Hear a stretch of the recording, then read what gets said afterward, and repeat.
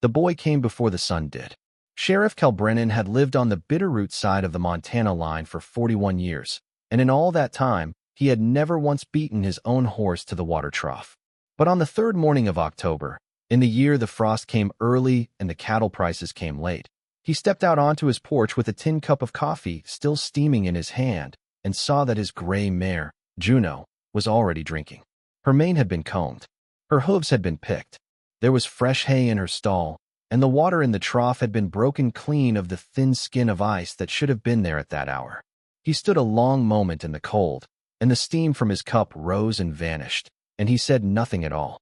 Before we go any further tonight, settle in wherever you are, pour something warm, put your feet up, and let us know in the comments where you're listening from. We love knowing who's out there with us on nights like this. Now, back to the boy, and to the sheriff who did not yet know his name. Cal was a widower. His wife, Ellen, had been buried under the cottonwood behind the house for 6 years that November, and in those 6 years he had learned to do everything alone. He cooked for one. He rode for one. He spoke to Juno more than he spoke to any human being, and Juno, in the patient way of good horses, listened without asking for more than he could give. He was 58 years old, tall, quiet, and the kind of man whose sadness had settled so far into his bones that it no longer showed on his face. People in the town of Willow Fork mistook that stillness for hardness. They were wrong, but he had stopped correcting them a long while ago. 4 mornings in a row, the horse was fed before he woke. On the 5th morning, Cal did not sleep. He sat in the dark of his kitchen from 3 o'clock on, the rifle across his knees, not because he meant to use it, but because a man keeps a rifle across his knees the way another man keeps a Bible, as a promise to himself that he is still in the world.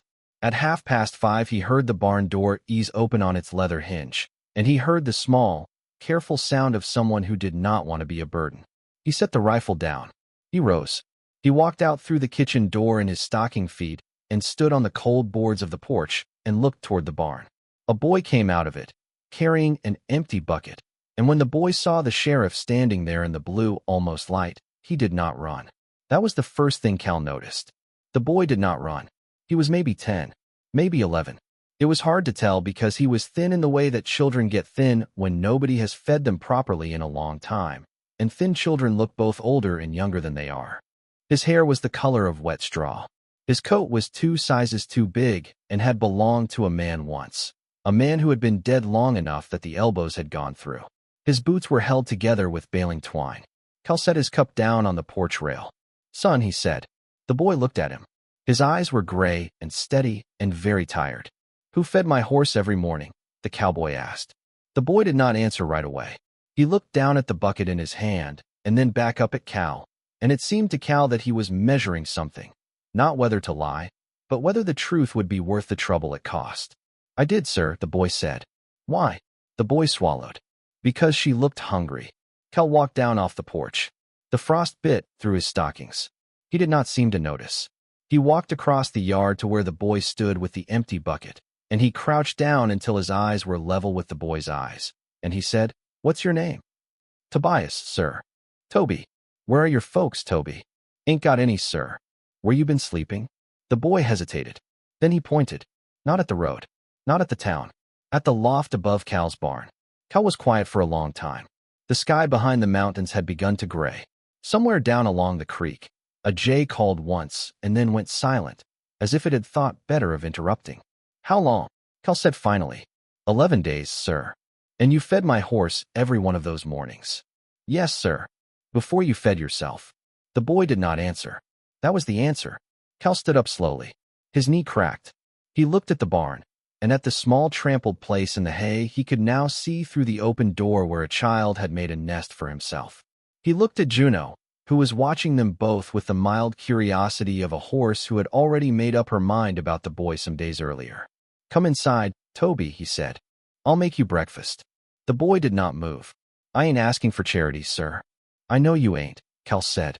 "I'm asking for company. Been eating alone 6 years. Come inside." The boy came inside. That was the morning the world changed, though neither of them knew it yet. By the end of the first week, Toby had a cot in the small back room that had once been meant for a child who never came. He had a coat that fit him and boots without twine, and he had been to the schoolhouse twice. and he had brought Cal a sprig of dried sage he had found on the ridge because he had noticed the sheriff putting some in the coffee grounds. He did not speak much. He worked. He fed the horse. He fed the 2 milk cows. He learned to split kindling without cutting himself, and when he did cut himself, the first time, he did not cry. He wrapped his thumb in a bit of rag and kept splitting. Cal watched him and did not know what he was watching. Something was growing in his chest that he had not felt in 6 years, and he was afraid to name it in case naming it broke it. He learned about the boy in pieces. Toby's mother had died of the fever 2 winters back in a mining camp called Dead Horse, up in the Coeur d'Alenes. His father had been a Welsh miner who was killed in a shaft collapse the following spring. There had been an uncle who took him in for a season and then sold his mother's wedding ring for whiskey and put the boy out on the road with nothing but the coat that had been his father's. He had walked, riding when he could catch a ride in the back of a freight wagon, sleeping in barns, until he had come to Willow Fork and seen the gray mare through the open door of the sheriff's barn and thought, quietly and without drama, that a horse that fine ought not to go hungry, even if he had to. That was Toby. The whole story, in the few sentences he could bring himself to say. Cal did not tell him that a sheriff has no legal claim over an orphan child, and that, by rights, Toby ought to be sent to the county home in Missoula. Cal did not send the letter that would have started that process. He put the letter in a drawer and left it there. And when he rode into Willow Fork on the following Saturday to buy flour and a smaller pair of gloves, he stopped at the courthouse and spoke quietly with Judge Halloran, who had known Ellen, and the judge did not say anything for a while. And then he said, "Cal, if you want him, you take him. I'll write the paper." Cal took him. Now here is where the trouble entered the story, because trouble was already living in Willow Fork before Toby got there. His name was Silas Vance, and he owned the Vance Cattle Company, which meant he owned the north half of the valley, the freight line into town, the bank on Main Street, and about 2/3 of the men who worked for wages within 30 miles. He had come up from Texas 20 years back with a herd he probably had not paid for and a reputation he had certainly earned, and he had built himself an empire on the simple principle that the law was whatever he could persuade or purchase or frighten into being. He had persuaded, purchased, and frightened 3 sheriffs in a row. Cal Brennan was the 4th. Cal was the first one who would not sell. Vance had wanted Cal's land for 6 years. It was not much land, a quarter section along the creek, with a good spring and a stand of cottonwoods. But the spring was the highest still-flowing water on the east slope, and Vance's cattle needed it in dry summers, and Vance did not like to need anything he did not own. He had made offers. He had raised the offers. When the offers stopped working, he had begun other things. A gate left open, a calf shot in the pasture and left where Cal would find it. A rumor around the town that the sheriff drank in secret and could not be trusted. Cal had absorbed all of it the way a good stone wall absorbs a hard rain. He did not move. But now there was a boy. The first time Toby saw Silas Vance, they were coming out of the mercantile with a sack of oats between them, and Vance was leaning against the hitching rail with 2 of his hands on either side of him. And he took one long look at the boy and smiled the smile of a man who has just found a lever he did not know he had. "Well, Cal," Vance said, "you've gone and got yourself a son." "I've got a hand," Cal said. "Come on, Toby." "A hand," Vance said. "At his age. Ain't that generous of you?" Cal did not answer. He put the oats in the wagon. He handed the boy up onto the seat. He climbed up beside him and took the reins. "You know," Vance said, still smiling, "county home's the proper place for a child like that. Orphan boy. No proper papers. Might be somebody comes asking questions." Cal looked down at him from the wagon seat. He did not raise his voice. He never did. "Silas," he said, "you touch that boy or you send anybody to touch that boy, and I will come to your house at night, and I will not be wearing this badge when I do." He clicked to Juno, and they went home. "Now I want to ask you something, before we go any further into what happened next. If you were Cal Brennan, a man who had lost everything once already, and who had just found something worth losing again, what would you have done? Would you have trusted the badge to protect you?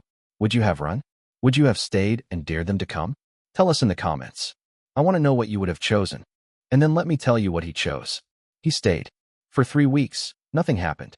Toby went to school and came home with his slate and his hands stained blue from the ink. He learned the Latin names of the trees along the creek. He learned to ride Juno bareback in the pasture. And Juno, who had never carried a child in her life, seemed to understand that this was different and moved beneath him as carefully as if she were carrying a lit lamp. Cal taught him to shoot a rifle at tin cans set on a fence rail, not because he expected the boy to need to shoot anyone, but because a man in that country who could not shoot was a man dependent on other men, and Cal did not want that for him. Toby was a natural. He had the quiet hands of a boy who had learned early that fast movements got you noticed. On a Thursday in the middle of November, the barn burned. Cal was in town. Toby was at school. Vance's man, a rider named Kettle who was known for being willing, had waited until midday to set the fire, and by the time the smoke was seen from the road, the barn was gone, and Juno was in it. Toby got there first. He had run the 1.5 miles from the schoolhouse when he saw the smoke, and he was already in the yard when the neighbors arrived. The barn was a black skeleton by then. The heat was still coming off it in waves that shimmered the air.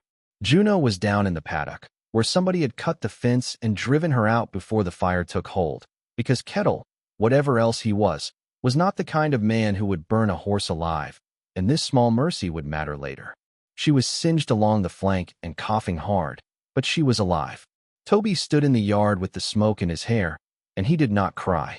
He walked to the mare and put his forehead against her neck, and he stayed there without speaking until Cal came riding up the road at a gallop with his hat gone and his coat open. And when Cal saw the boy standing with the horse, he stopped in the middle of the yard and got off his horse slowly, like a man who has just been told he is not going to die today after all. That night, in the kitchen, Toby said the only long thing he ever said in the whole story of them. "Sheriff," he said, "he done it because of me, didn't he?" Cal was cleaning the barrel of his rifle at the table. He set it down. "No, son," he said. "He done it because of him. But it was me he was trying to get at." "He was trying to get at me," Cal said. "You were the door he thought he'd found. He was wrong about the door." Toby was quiet a long time. Then he said, "I ain't leaving. I ain't asking you to." The boy looked at him across the lamplight, and his gray eyes were very steady, and he said, "I fed your horse because she was hungry. I'd feed her again." That was the line Cal carried with him for the rest of his life. He did not answer it. There was nothing to add to it.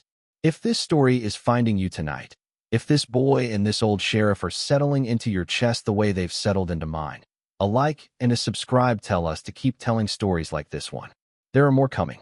Now let me tell you how Silas Vance was brought down, because that is a thing worth telling, right? Cal did not go to Vance's house that night. He was not a man to break a threat by rushing it. Instead, in the morning, he rode to the telegraph office and sent 3 wires. One to the U.S. Marshal's office in Helena.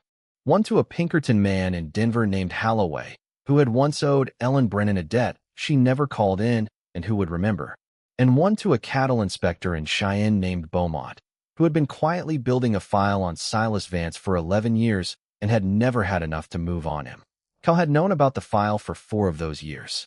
He had never used it, because using it would have made him a man who fought his own war on Vance's terms. But Vance had burned a barn with a horse in it, and a boy on the way home from school, and terms had changed. Beaumont came in on the Thursday train.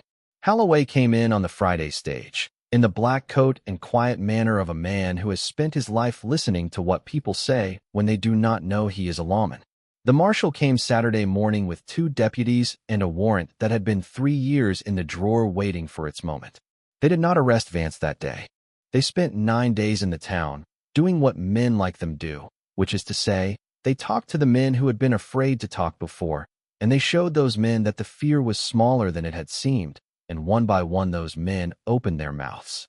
A freight clerk who had been forced to falsify a bill of lading in 1883.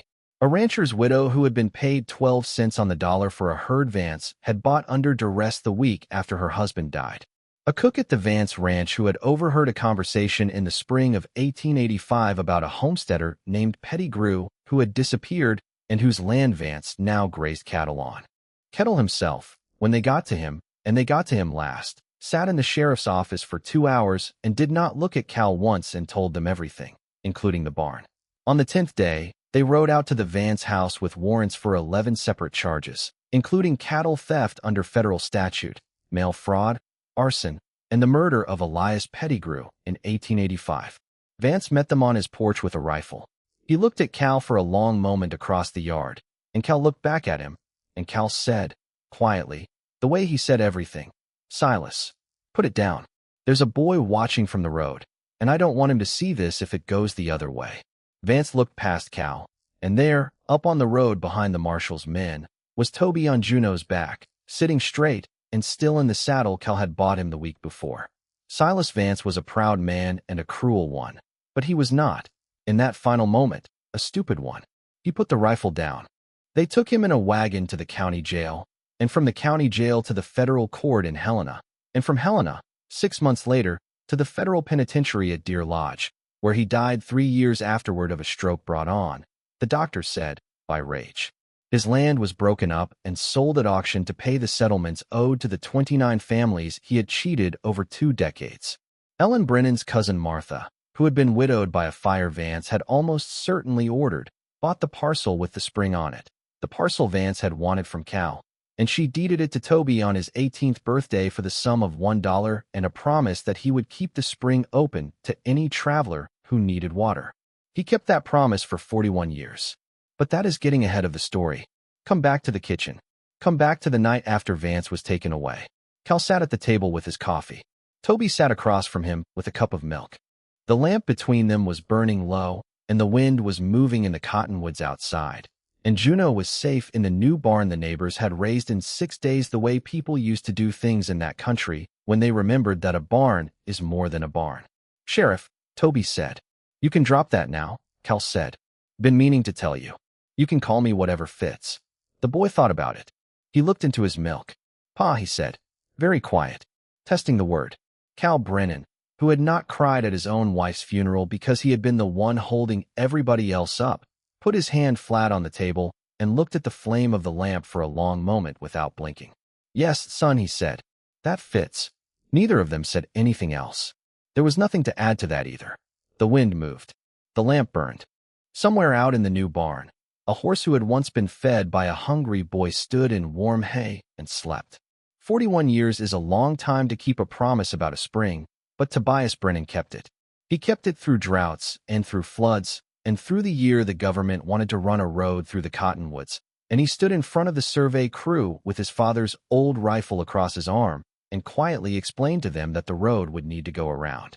He kept it after he married a schoolteacher from Bozeman named Ruth, who had come west to teach the children of the valley and had stayed to raise 3 of her own with him. He kept it after Cal Brennan died in the winter of 1912, 91 years old, in the same bed Ellen had died in, with Toby holding his hand and Juno's grand colt looking in through the kitchen window, because the boys had led him up close so the old man could see him one more time. On a September morning in the year 1953, an old man with gray eyes and hands scarred from a lifetime of good work walked out onto the porch of the house Cal Brennan had built and saw that his gray mare, the great-granddaughter of a horse named Juno, was already at the trough. Her mane had been combed. Her hooves had been picked. The water had been broken clean of the thin skin of ice that should have been there at that hour. He stood a long moment in the cold. His grandson, who was 10, came out of the barn with an empty bucket and stopped when he saw the old man there, and did not run. "Grandpa," the boy said. She looked hungry. Tobias Brennan smiled a slow, quiet smile that had been waiting 83 years to come out of him just that way. "Come inside, son," he said. "I'll make you breakfast." The wind moved in the cottonwoods, and the spring ran clear behind the house the way it had run clear for 100 years, and somewhere down along the creek a jay called once, and then went silent, as if it had thought better of interrupting. Some kindnesses are not repaid. They are inherited. That is how the good ones travel. Next time, we'll tell you the story of a deaf woman who was sent to a remote Wyoming ranch because her family was ashamed of her, and the blind rancher, waiting there alone with his sheep and his grief, who could see her worth from the moment she walked through his door. Until then, friend, sleep well. We'll keep the lamp burning for you.